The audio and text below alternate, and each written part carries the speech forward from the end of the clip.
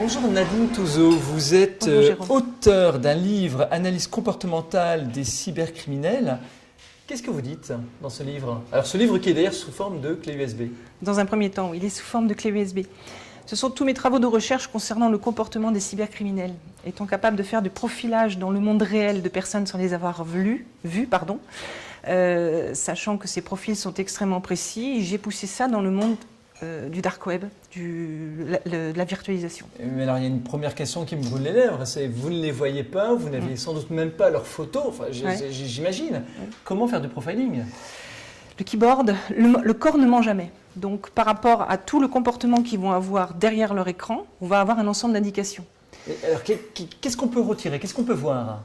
Le rythme qu'ils vont utiliser, les mots qu'ils vont utiliser, les heures de connexion qui n'ont pas forcément un lien avec le pays dans lequel ils vivent. Ils peuvent très bien vivre en France et travailler de nuit. Tout ce qu'ils vont mettre en avant, tout ce qu'ils vont acheter, tout ce qui se passe dans le comportement que l'on fait soit dans le monde réel, soit dans le monde virtuel, a une signification et donne des éléments profil. Et l'ensemble des éléments que vous pouvez récupérer du comportement des cybercriminels donc, peut vous aider à faire ce profiling. Oui. Jusqu'où vous pouvez aller? Très loin. Je peux aller sur des profils extrêmement précis dans le monde réel comme dans le monde virtuel. Donnez-nous des exemples pour qu'on puisse incarner, j'ai envie de dire, cette Je peux aller jusqu'à la sexualité d'une personne.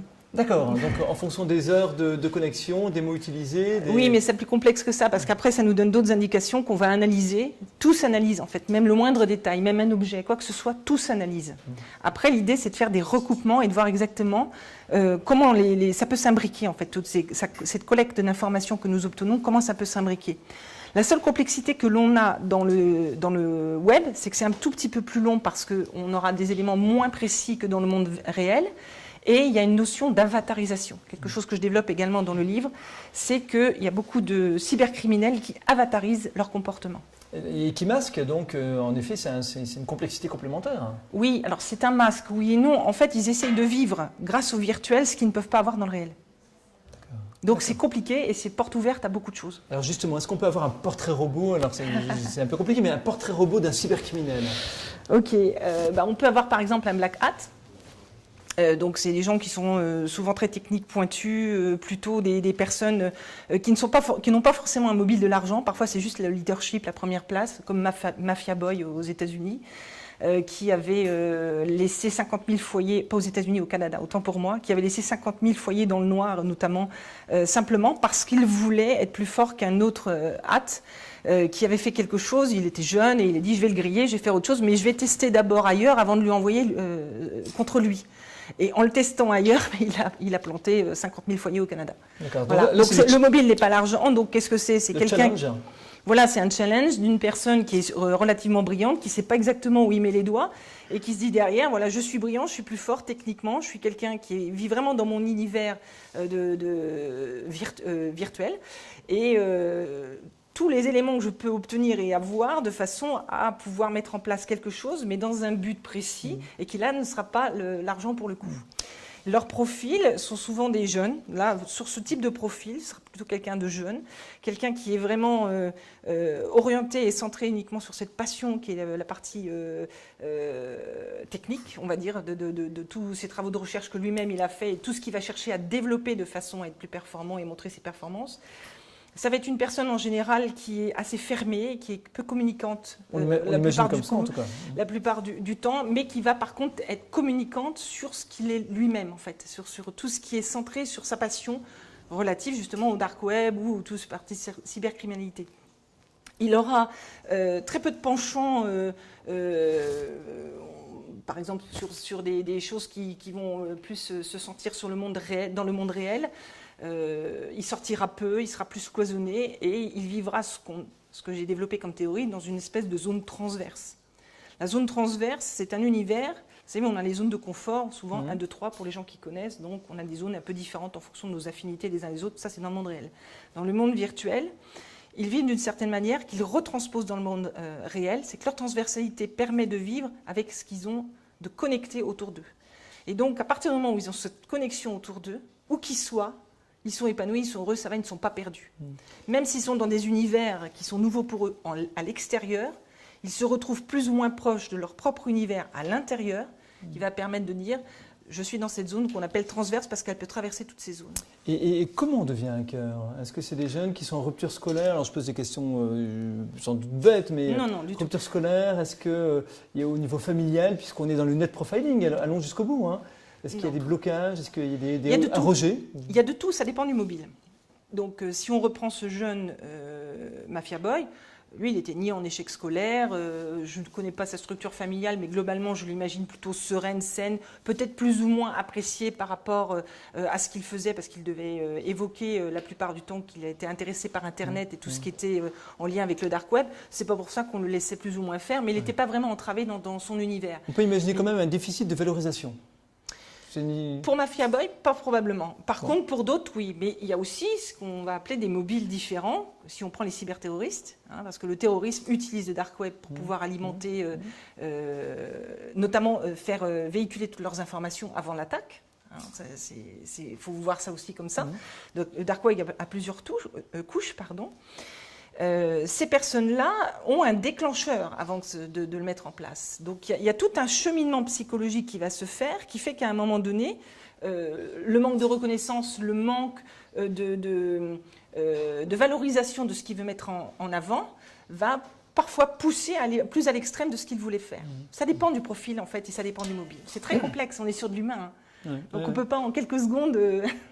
Dans quel cadre on vous fait appel à vos services? Oula, alors là, c'est vaste, parce que j'ai un métier transversal.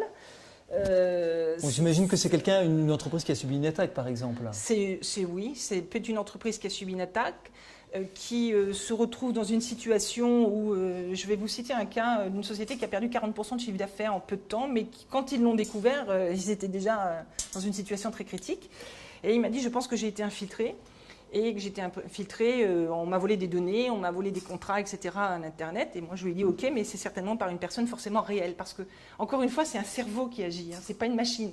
On utilise beaucoup les moyens aujourd'hui pour répondre à des moyens des intrusions physiques par des machines, mais on oublie que ce sont des cerveaux qui sont derrière.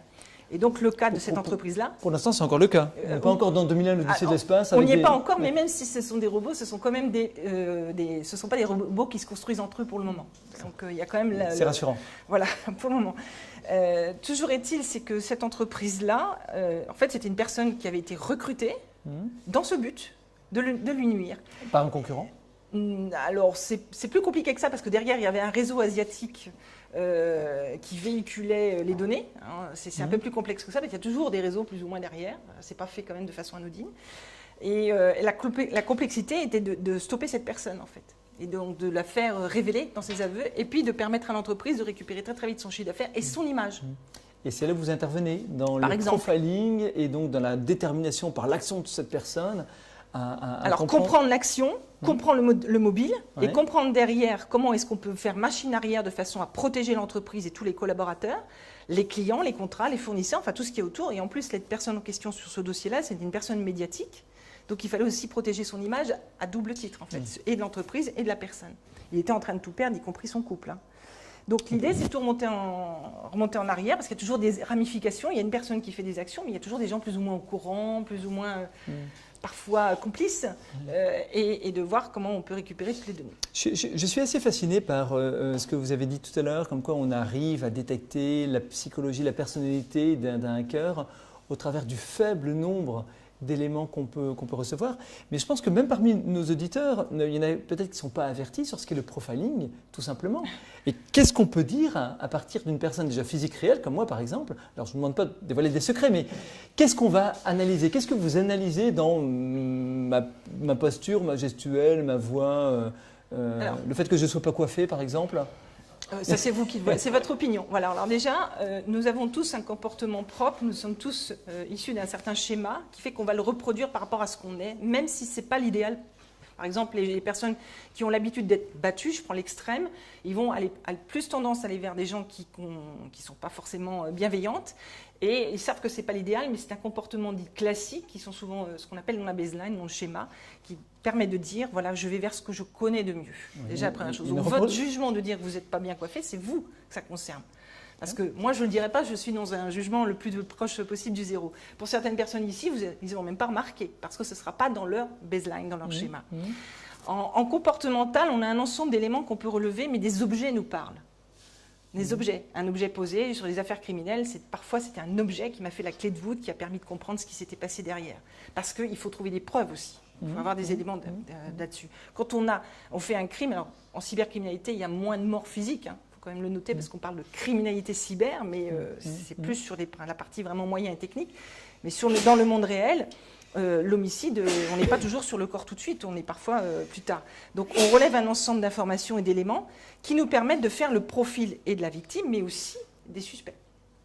En cybercriminalité, nous avons d'autres indications qui sont plus justement des éléments, mais comme sur une scène de crime classique, on a un objet, un mégot de cigarette, n'importe quoi, sauf que là c'est transposé dans le monde virtuel. Et faire votre profil, je ne fais plus de profil public pour la simple et unique raison, c'est que je considère que c'est très intime. Donc, comme je vous l'ai dit, je ne le ferai pas. D'accord, mais en tout cas, dans les éléments que vous relevez, si j'ai bien compris, votre main dans la poche, par exemple, peut nous donner un ensemble d'indications qui peuvent être soit prendre une posture parce que vous pourriez avoir mal au dos, soit parce que vous avez envie de faire un effet de mode, soit parce que vous n'êtes pas forcément très à l'aise et vous réfléchissez, vous cherchez quelque chose, ça peut nous donner un ensemble d'éléments. Voilà. C'est ça. Mais, par exemple, c'est juste un tout petit truc très très loin de notre métier. Et j'avais rencontré une fois quelqu'un qui vient du monde du renseignement qui m'a dit que tout élément, absolument tout élément, y compris la couleur des chaussettes, qui peut sembler à l'homme de la rue comme étant parfaitement anodin, tout élément est à prendre en compte. Exactement. À partir du moment où vous avez fait un profiling, une étude psychologique du hacker, comment fait-on pour le contacter? Comment fait-on pour le retourner, entre guillemets? Alors, on ne fait pas uniquement un profil psychologique. Ça, ce sont les criminologues. Nous, quand on fait un profil, c'est de tout, psychologique inclus. C'est-à-dire qu'on va être capable de dire votre mode de fonctionnement, dans quel environnement vous habitez, quel type de métier vous faites, quel type de sport vous faites, est-ce que vous êtes célibataire ou pas, et ainsi de suite. On va prendre un ensemble d'informations. Après, eh bien, ça dépend du cahier des charges, je dirais.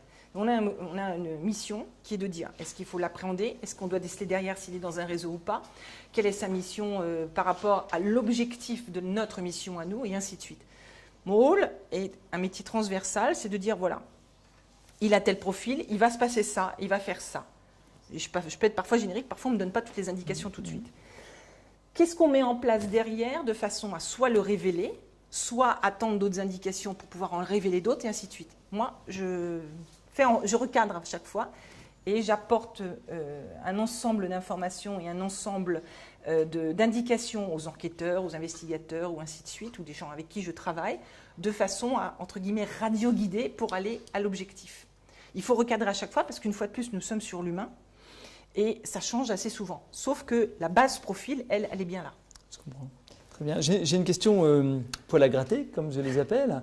Est-ce que la communication que vous faites ne nuit pas à votre métier, dans le sens où le fait de dire que vous faites du net profiling, que vous prenez en compte tel ou tel élément, est-ce que ce n'est pas des indicateurs que vont utiliser ceux que vous traquez pour se masquer? Alors déjà, les personnes malveillantes utilisent les failles, nos failles. J'en ai forcément, je ne suis pas parfaite. Donc ils utilisent toutes nos failles. S'il y a une telle croissance exponentielle en France sur la partie cybercriminalité pour le sujet qui nous inquiète ce soir, c'est parce qu'ils ont noté un ensemble de failles qui sont faciles à relever et à déceler. Donc ils vont certainement les trouver me concernant. Et puis, bien, on va faire un jeu intellectuel. C'est le jeu du chat et de la souris. Ça peut être ça, ouais. Et c'est en essayant d'être le chat et non pas la souris. Il m'est arrivé d'avoir des dossiers extrêmement compliqués où je me suis moi-même fait peur tout de suite.